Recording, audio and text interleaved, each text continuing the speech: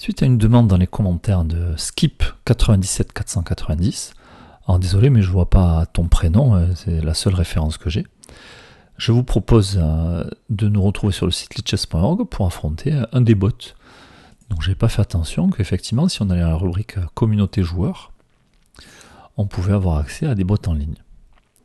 Et donc dans cette vidéo et les suivantes, je vous propose d'affronter le bot Maya, en commençant par Maya 1 et puis essayant d'affronter Maya 5 puis Maya 9.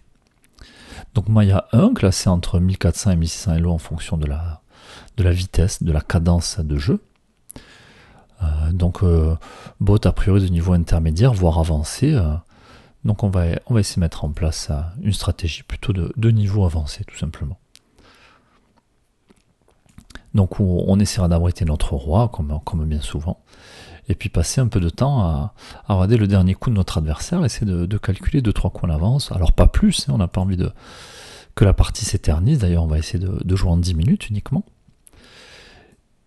Et puis on va aussi s'intéresser aux échanges de pièces de même valeur.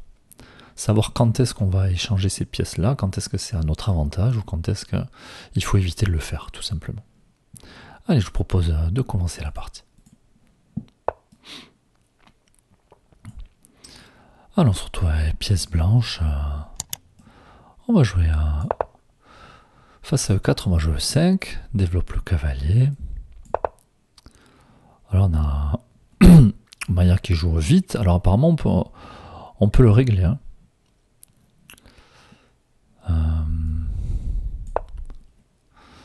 Ici je propose de mettre la pression sur ce fou pour voir s'il va récupérer le cavalier et on va reprendre du pion.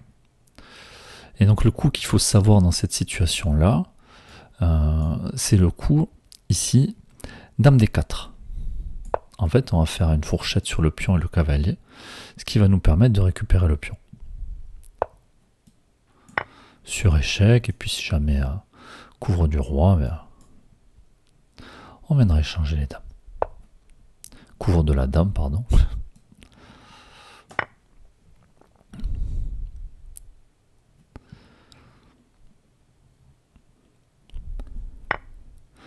Allez, on va essayer de développer les pièces. Je vais essayer de gagner un tempo, menace le pion, et puis je vais roquer. Adversaire qui me laisse le pion, est-ce que je peux aller le chercher?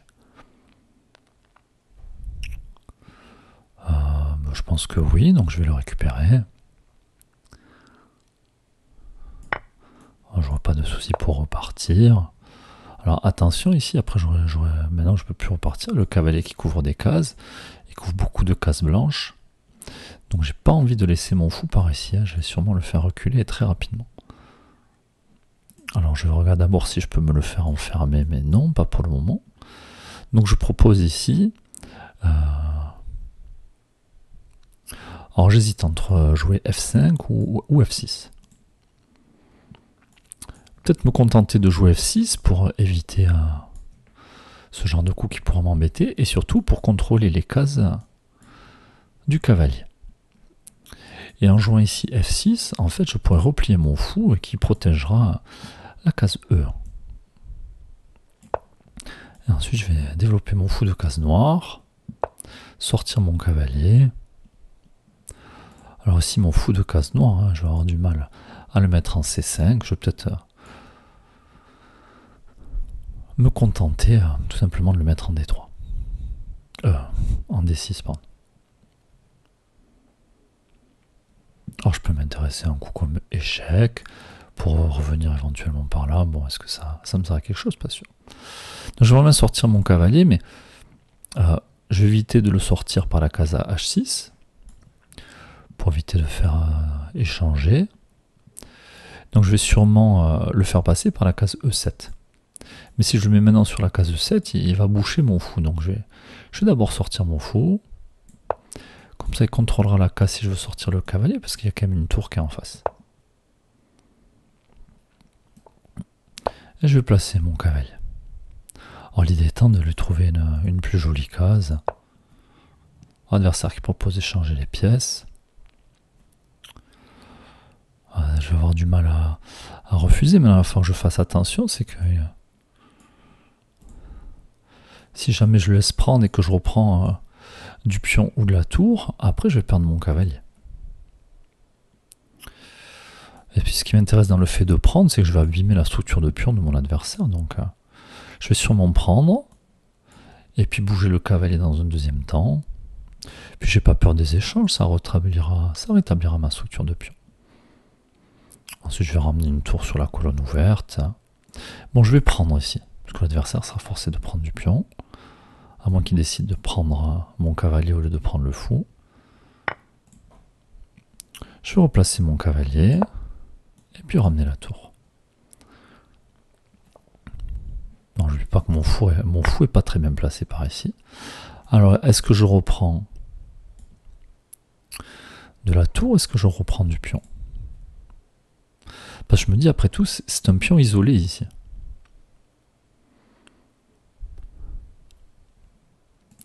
Alors peut-être que je pourrais facilement le récupérer.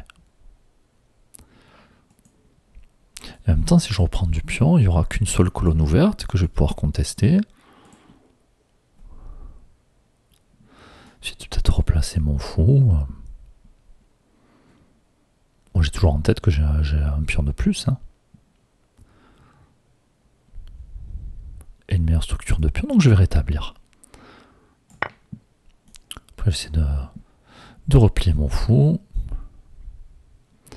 Alors, j'ai pas peur que l'adversaire menace mon fou parce que je pourrais l'enfermer par ici.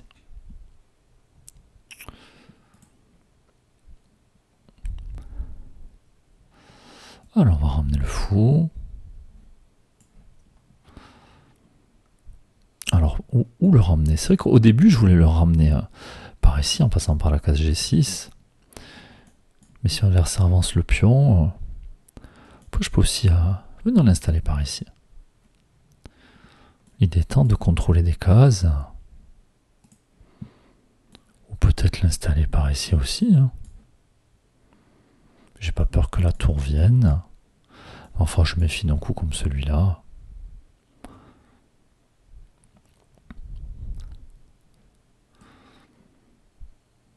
Mais bon, c'est pas... Si jamais elle vient, je pourrais toujours mettre échec. Puis maintenant, je vais ramener à la tour.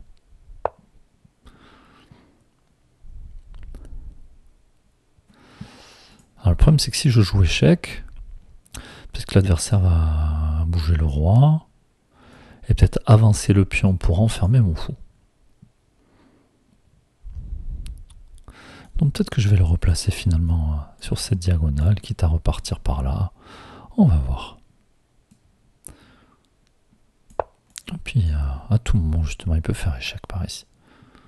Alors j'aimerais bien renforcer la protection de ce pion.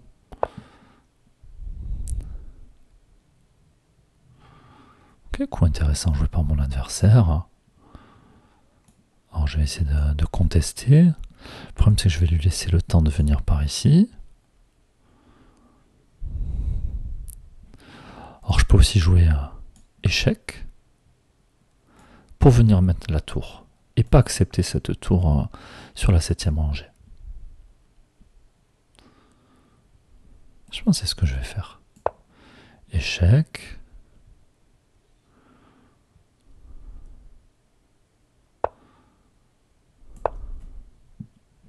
Alors peut-être que l'adversaire va venir jouer tour ici. Hein.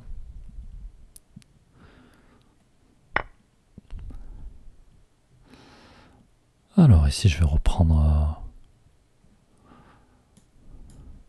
peut-être reprendre du fou.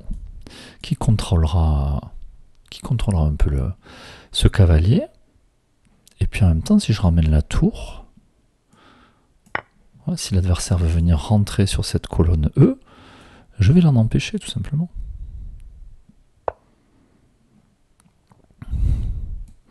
Alors on va venir protéger ce pion.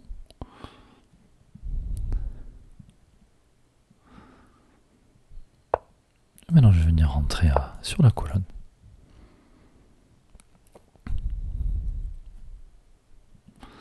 Après je vais avancer mon roi.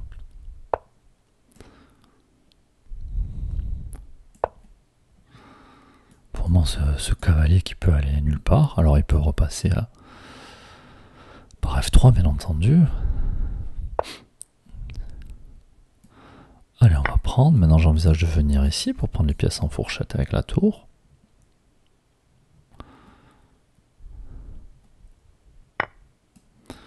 On y va. Puis sur l'adversaire prend, je pourrais prendre. S'il pousse le pion, je pourrais prendre aussi.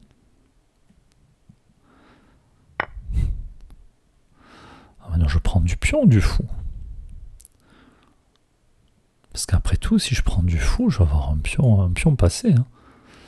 Mais si je prends du fou, j'aurai plus le fou qui contrôlera ici. Donc je vais prendre du pion. Et puis j'ai toujours cette menace là de récupérer un deuxième pion.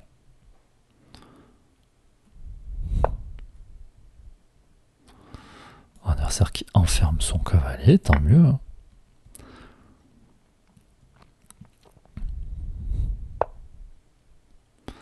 Ah maintenant, je fais une case de sortie pour le cavalier justement.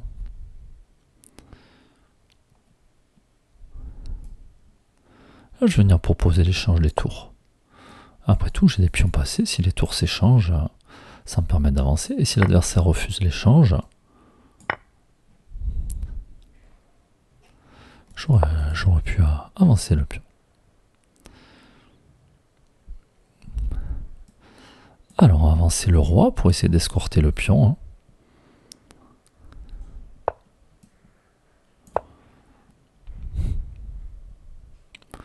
Alors, pour le moment, je fais exprès de laisser mon pion sur case blanche. Si jamais je pourrais le protéger avec mon fou. Et ce cavalier, pour le moment, qui est toujours enfermé.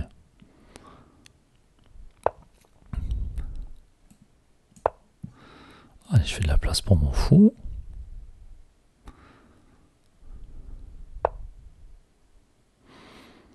Alors ça m'arrange que l'adversaire pousse le pion.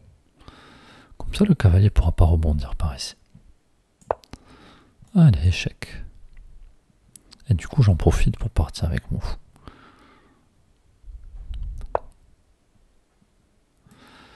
Échec.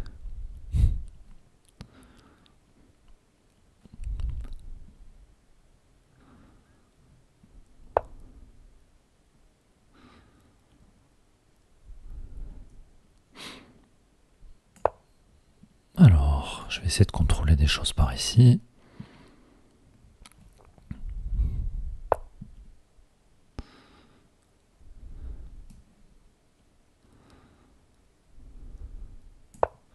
Ah, je me laisse récupérer le pion, là pas pour le moment parce qu'il est protégé par le cavalier.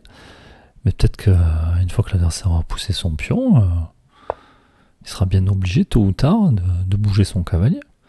Je vois déjà que je peux venir ici.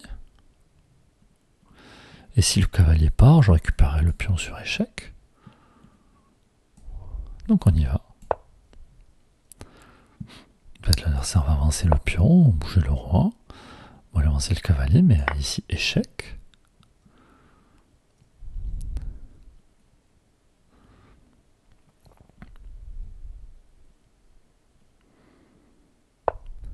Permet d'avancer mon roi.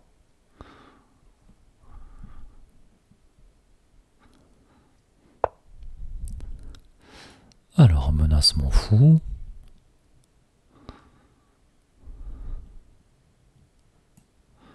Je vais venir m'installer par ici.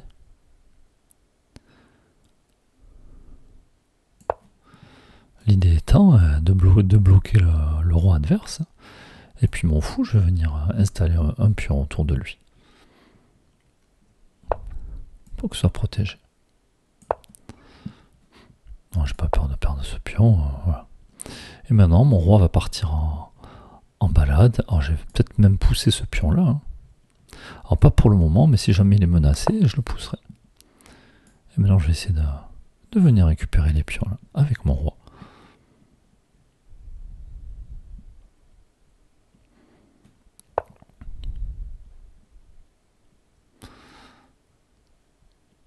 Ok, échec. Bon, on va d'abord protéger le pion.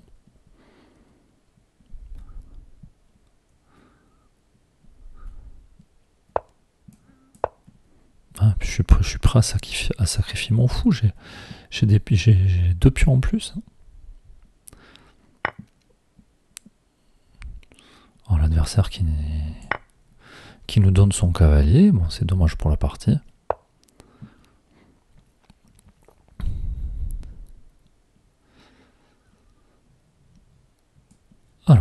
oublié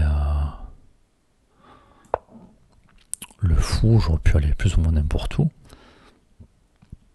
toute façon, dès que le roi va s'éloigner, je vais pouvoir pousser mon pion. Je vais emmener le roi par là pour grignoter les pions. Et de toute façon, si le roi s'éloigne trop de mon pion, c'est...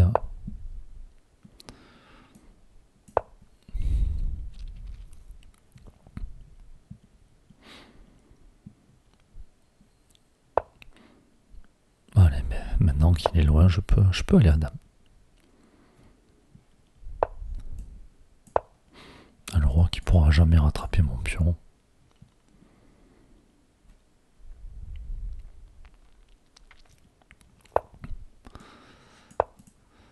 Dame sur échec.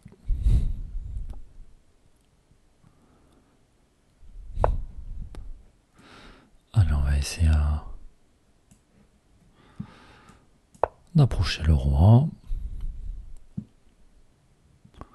Oh, j'aurais pu venir prendre le pion qui aurait protégé le fou à travers le roi.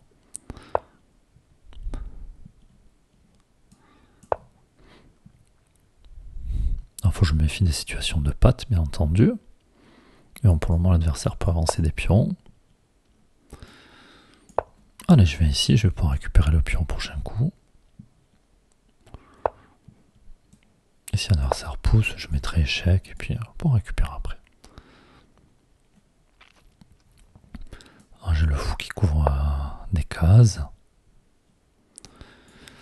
Alors si je vais faire échec protégé par le pion, où peut aller le roi? Bah nulle part. Échec et mat. Ok, partie intéressante je pense. On va quand même demander à l'ordinateur ce qu'il a pensé de la partie. Alors Maya classé 1489.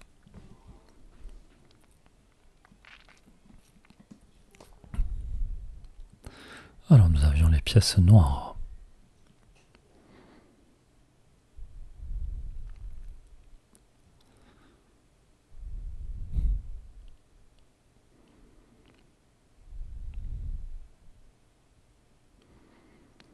Alors analyse terminée, on a joué à 92% de précision, mais avec une gaffe, sûrement ici d'ailleurs.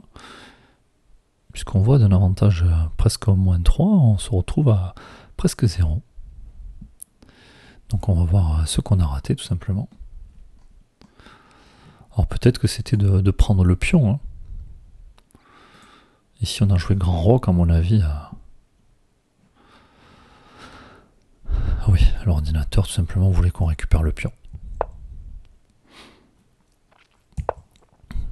Et donc forcément, une fois que le pion n'est pas protégé, on le récupère. Et puis, mais c'est vrai qu'on aurait pu... On aurait pu le récupérer avant. Mais j'avais pas envie de laisser le temps à l'adversaire de reculer son roi, de me mettre sur échec. Il aurait fallu que je trouve une pièce pour couvrir si je voulais roquer plus tard.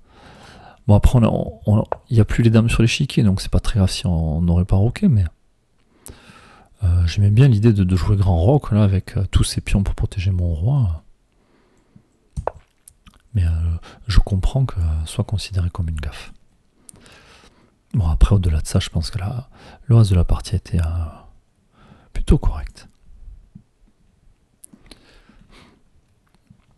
Après les erreurs ici en finale, on a essayé de jouer assez rapidement, pas forcément les meilleurs coups. Ici on est venu défendre le pion, il n'y avait pas besoin, il y avait le roi qui défendait. Donc on aurait pu commencer à pousser le pion. Bon, on n'a pas joué les meilleurs coups, hein, clairement. Mais je voulais d'abord savoir où allait aller le roi, s'il allait rester par ici ou s'il allait vouloir venir grignoter mes pions, tenter quelque chose. Enfin, quoi qu'il en soit, ici, la partie est terminée. Hein. On voit mal comment on peut perdre ça. Ok, donc bot de niveau quand même plutôt intéressant. Pas de grosses erreurs de sa part. Donc, d'ailleurs, quelle est sa gaffe ici? Donc 3 gaffes. Donc Donc la première gaffe, c'est justement quand il ou elle, je sais pas, Maya, si on doit dire elle. Donc quand Maya nous laisse le pion. Et puis de toute façon, là, on n'a pas profité, donc on pourrait considérer qu'ici, il y a encore une deuxième gaffe au moment où on continue de nous laisser le pion. Ok, ben, n'hésitez pas à dire en commentaire ce que vous avez pensé de la partie. Si vous avez déjà essayé d'affronter Maya, si vous étiez au courant que ce type de bot existait sur Lichess, et puis comment vous en sortez par rapport à elle, si vous la battez facilement ou non. Et nous on se retrouve prochainement pour affronter Maya 5. À bientôt.